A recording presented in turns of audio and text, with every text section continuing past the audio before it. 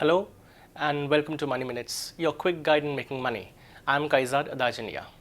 The Indian mutual funds industry, as we all know, has gone through some really turbulent times the past 4 years or so.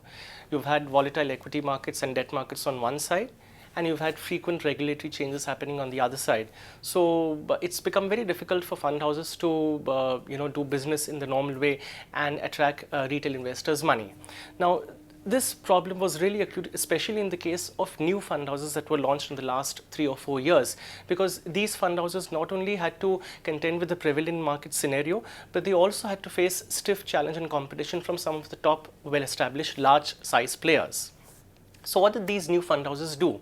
Well, some of them tweaked their business models to try and differentiate themselves, to try and stand apart. So some fund houses, for example, decided to focus only on debt funds. Some fund houses decided to focus only on passively managed funds like exchange traded funds or index funds. Some fund houses said that they will launch products and sell their products only through their in-house distribution network.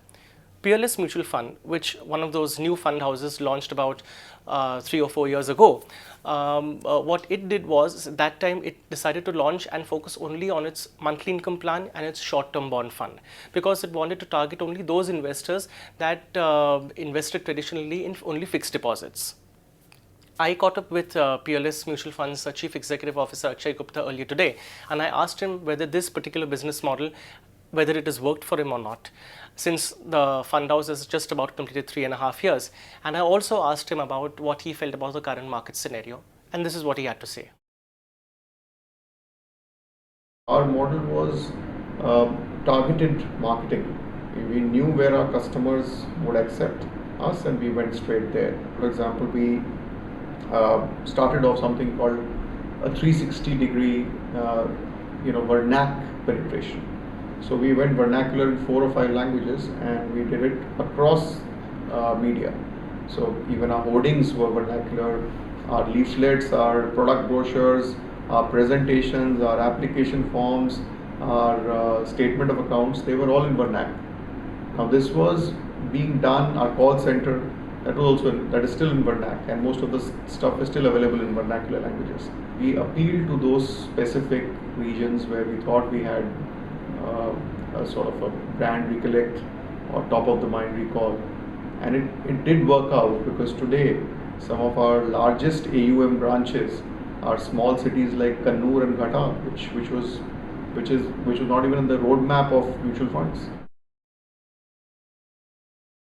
I think what it has done is it has attracted the attention of the boards of directors, of trustees and AMCs, that the regulator, for good, wants a deeper penetration and is ready to give incentives and is ready to give a leeway for you to penetrate. If you just go back 2-3 years before all this was announced, a lot of AMCs were closing down shop in smaller areas because it was just not viable.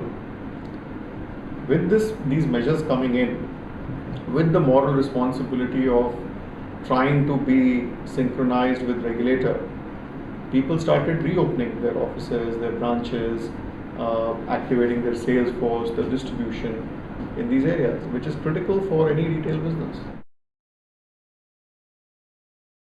And equity markets, with the GDP growing at 5 to 7% in the last 5 years, in fact it was even touched 9% as well, and corporates growing anywhere from 15 to 20% on their top and bottom line. Markets cannot be stuck in one place as they've been stuck in one place for the last 5 years. I'm talking about a broad index, because the equity markets do tend to kind of take a sort of a lead effect, and they do recognize that there is change around the corner, and they do recognize that, and most of the FIIs have Indian presence today, and they do recognize that India is going through a change, social, political, economic, and if the political thing is sorted out in the elections, there could be a massive upside in the equity markets. So my take is that people who are invested should stay invested, and to people who lost faith, if they feel more comfortable after the elections, they should come in after the elections.